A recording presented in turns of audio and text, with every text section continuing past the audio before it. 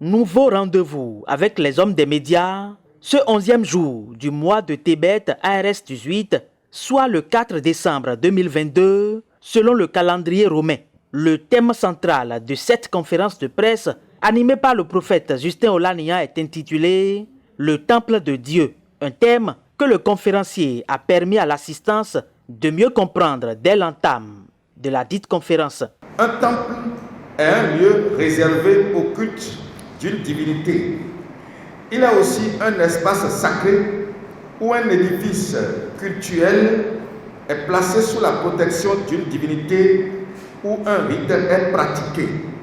Donc, nous devons comprendre que ce qui nous concerne, c'est le temple de Dieu. Et le temple de Dieu, c'est l'homme lui-même debout parce que Jésus est venu construire le temple pour son Père. Dans 1 Corinthiens 3, versets 16 à 17, la parole dit « Ne savez-vous pas que vous êtes le temple de Dieu et que l'Esprit de Dieu réside en vous ?» Alors si nous sommes temple de Dieu aujourd'hui, nous devons savoir que dans le livre de 2 Corinthiens 6, verset 14, Dieu nous défend formellement de nous rallier à l'idolâtrie. L'ennemi a pris place dans le temple de Dieu, a fait savoir le prophète Justin Olaniyan de l'Église universelle pour la restauration de la vision divine. L'ennemi est venu s'asseoir dans le temple de Dieu en se proclamant lui-même Dieu. Depuis quand? Depuis 2022 ans, l'ennemi a déjà réussi à s'installer dans le temple de Dieu en se proclamant lui-même Dieu, sans que les soi-disant enfants de Dieu ne le sachent. Il est venu s'asseoir dans ce temple-là. Qui lui a donné la permission? Qui lui a donné la permission? Je crois que ce n'est pas Dieu. Bon, par quel moyen est-il rentré ou est-il venu s'asseoir dans le temple de Dieu en se proclamant lui-même Dieu? Au travers de son système calendaire monté par le pape Benoît XVI. Parce que les dimanches, c'est l'ennemi qui reçoit l'adoration. Les jours de dimanche, c'est l'ennemi qui reçoit l'adoration. Les sabbats, c'est Dieu qui reçoit l'adoration. Alors, si dans une église, c'est les dimanches que l'adoration est pratiquée, ça veut dire que cette église est placée sous le contrôle absolu de ce Dieu qui reçoit l'adoration les dimanches.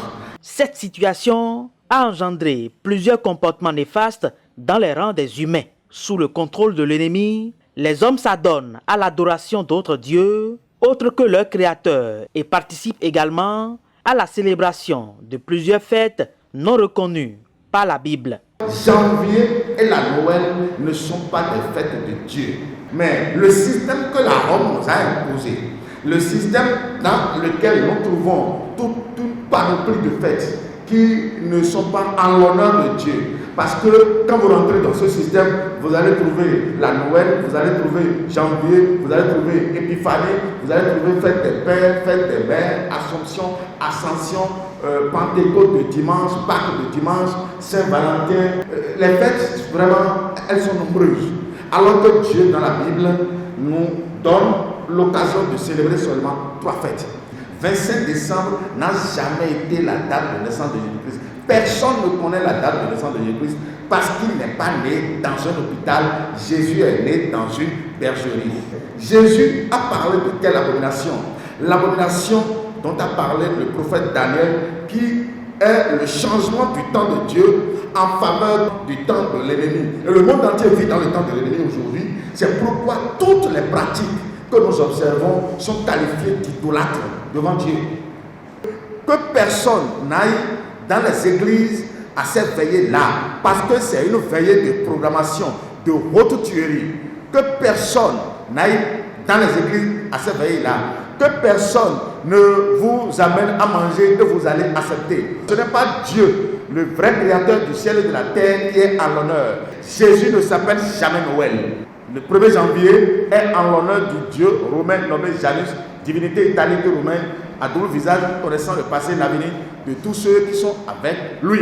Les 3 moments de réjouissance que Dieu a réservés à ses enfants sont la vraie Pentecôte, la vraie Pâque et la fête des tabernacles. Les saints sont donc invités à observer uniquement ces fêtes afin d'échapper au contrôle de l'ennemi et au cas d'accident et de maladie. Je lance cet appel au monde entier de se retirer de ces célébrations mondaines païennes montées de toutes pièces par la papauté, ne serait-ce que pour séquestrer et enfants de Dieu et les païens dans leur système satanique mondial monté par le pape Grégoire XVI depuis 2022 ans.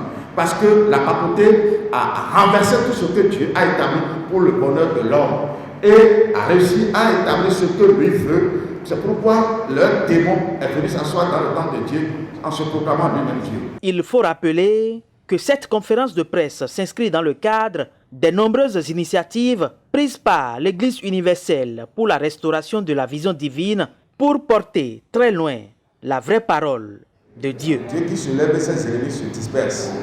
Lève-toi Seigneur pour que tes ennemis se dispersent au nom de Jésus-Christ. Éternel, merci. Sois béni Seigneur. Au nom de Jésus, nous avons prié. Amen.